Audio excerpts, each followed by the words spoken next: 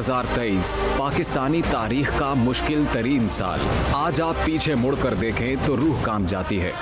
दुश्मनों ने क्या कुछ नहीं किया, हमारे ही बच्चों को हमारे खिलाफ खड़ा कर दिया। जो कुछ कह दो कम है, जो कुछ लिख दो कम है।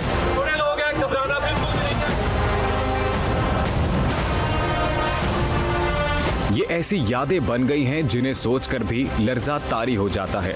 जहां जानते बूझते पाकिस्तान को खाना जंगी की जानिब धकेला जा रहा था। सियासतदान दस्तों गिरेबान थे, आइन की बातें करने वाले आइन को मोम की नाक बना चुके थे। मन मर्जी के फैसलों के लिए कानून लौंडी बन चुका था।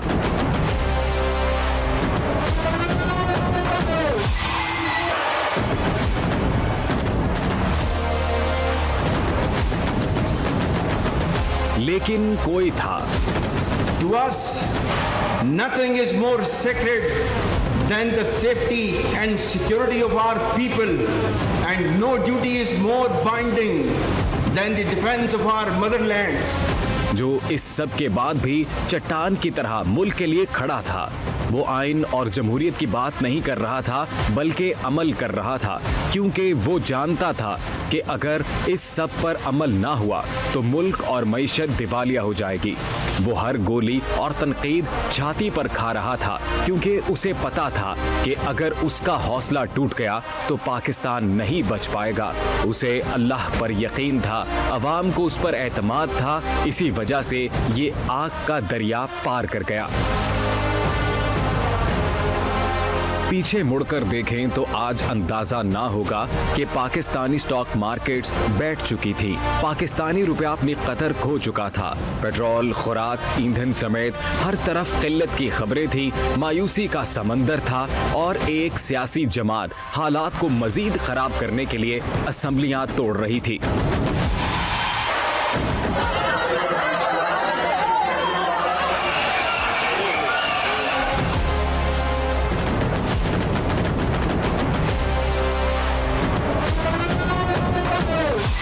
हालात को दरगू करने के लिए सियासत के नाम पर हर एक की पगड़ियां उछाली जा रही थीं।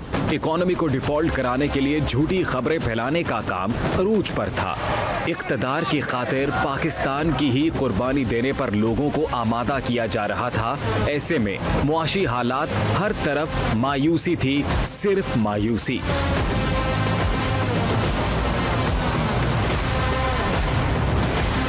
बहुत अफसानवी लगता है, लेकिन 9 मई तक पाक फौज और इसके सरबराह ने हर बात को बर्दाश्त किया। सब्र का दामन हाथ से ना छोड़ा, यहाँ तक कि पीटीआई ने पाक फौज पर हमला कर दिया। ऐसे लगा कि जैसे पाकिस्तान के वजूद पर किसी ने सवालिया निशान लगा दिया हो।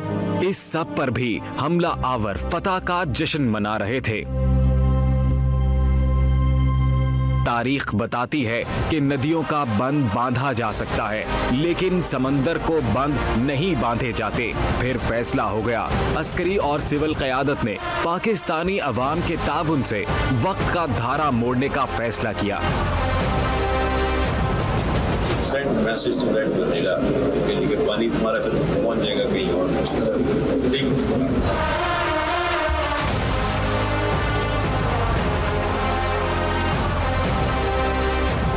फौज में मौजूद काली भेड़ों के खिलाफ ऑपरेशन हुआ। फसादियों को सड़कों से हटा दिया गया।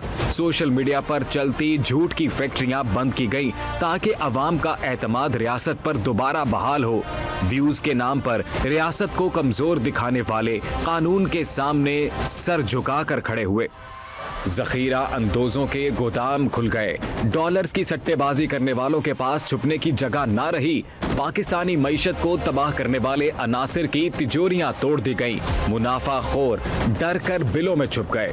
आपने देखा प्रेशर रहा, स्पेशली मकबूजा कश्मीर के हवाले से। तो उसमें 3-4 बड़े डिसीजंस हुए। एक तो बेसिकली SIFC की कंटिन्यूएशन थी, जिसमें इकोनॉमी को प्रायोरिटी दी गई और उसमें एक बेसिकली एक मैसेज ऑफ होप यूथ के लिए, पाकिस्तानी कौम के लिए दिया गया। और आई थिंक उसके ऊपर अगर आप एग्जीक्यूशन देखें तो उस पर काफ़ी सारे रिजल्ट्स हमारे सामने आए। डॉलर की प्राइस है, फिर माफिया के ऊपर क्रैकडाउन है। इसी तरह जो इलीगल इमिग्रेंट्स थे उनकी रिपेटिशन एक बहुत बड़ा फैसला था, बिकॉज इसमें साफ ज़ाहिर अफगानिस्तान से बहुत ज़्यादा प्रेशर था, लेकिन पाकिस्तान के इंटरेस्ट में इलीगल को भेजा गया, लीगल तो यहीं पे हैं। स्टॉक एक्सचेंजेस एक बार फिर चलने लगी। पाकिस्तान की साख एक बार फिर दुनिया भर में बहाल होने लगी। आर्मी चीफ की दिन रात की अनथक मेहनत से सऊदी अरब और यूएई ने अरबों डॉलर की सरमायाकारी शुरू कर दी। नाराज दोस्त एक बार फिर पाकिस्तान के पीछे खड़े हो गए। IMF, वर्ल्ड बैंक समेत तमाम आलमी इदारों का पाकिस्तान पर एतमाद बहाल हुआ।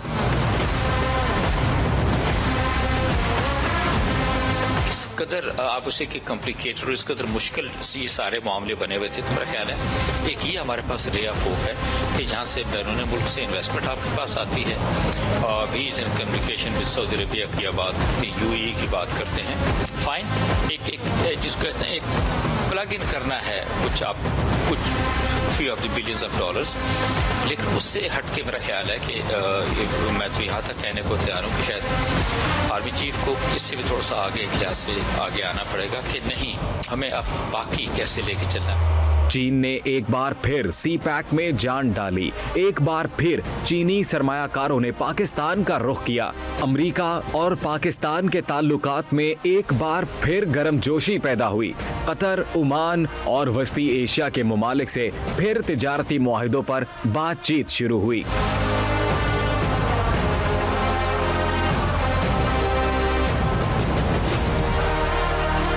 दुश्मन ने अपनी साजिश नाकाम होते देखी तो एक बार फिर अफगान दहशतगर्दों के हाथों में बंदूक थमा दी।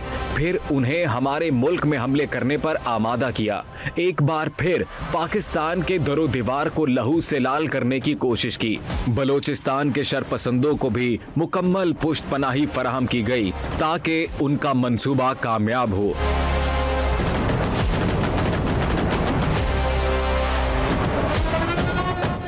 लेकिन इस मुल्क के बेटे तैयार थे। वो हर अंदरूनी और बैरूनी साजिश का मुकाबला करने के लिए चौकस बैठे थे। उन्होंने कसम खाई थी कि पाकिस्तान के बच्चे हंसे खेलेंगे, बच्चियां तालीम और तरक्की में किरदार अदा करेंगी, शोहदा का खून रायगा नहीं जाएगा, ये कुर्बानियां रंग लाएंगी, पाकिस्तान की बंजर जमीन भी सोना उगलेगी, पाकिस्तानी किसान फले फूलेगा।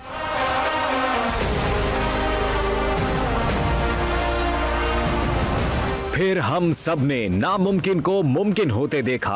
आर्मी चीफ के विजन ने पाकिस्तान में तरक्की के नए दरवाजे खोले। पाकिस्तानी ज़राअत में सबसे बड़ी सरमायाकारी हुई। बंजर जमीनों ने सोना उगला। स्टॉक मार्केट्स ने तारीख की नई बुलंदियों को छुआ। रुपए की कदर मुस्तहकम हुई। शरपसंद अनासिर जेलों की हवा खाने पर मजबूर हुए। पाकिस्तान में जमहूरियत आगे बढ़ी। इलेक्शन कमीशन ने अपना काम किया। कानून ने अपना रास्ता अपनाया। तमाम इदारे आइन के वज़ा करदा असूलों पर चले। ये एक ऐसा मार्का था जो सिर्फ आर्मी चीफ की वजह से मुमकिन हो सका। ये अभी सिर्फ शुरुआत है। 2024 पाकिस्तान के लिए मजीद खुशखबरियां लेकर आएगा, क्योंकि जमहूरियत के तसलसल में ही पाकिस्तान की जीत है और पाकिस्तानी अफवाज पाकिस्तान की सरहदों और आईनी हदूद की भी मुहाफिज हैं।